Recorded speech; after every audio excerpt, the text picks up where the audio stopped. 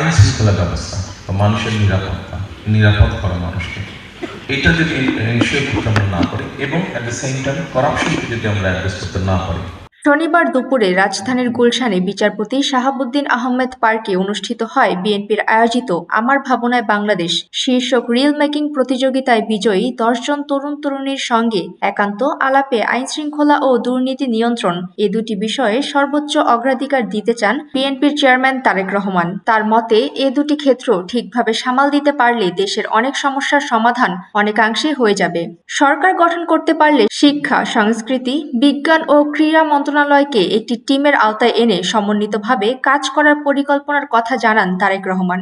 এই আলাপের এক সময় তারেক রহমানের সঙ্গে যুক্ত হন জাইমা রহমানও। তিনি সামাজিক যোগাযোগ মাধ্যম নিয়ে আলোচনায় বলেন, ফেসবুক সহ বড় প্ল্যাটফর্মগুলোর কার্যক্রম স্থানীয় কার্যালয় বাংলাদেশে নেই। এসব অনলাইন প্ল্যাটফর্মকে এ দেশে নিয়ে আসতে হবে। সুমাইয়া ফারাজি, দৈনিক আর নিউজ।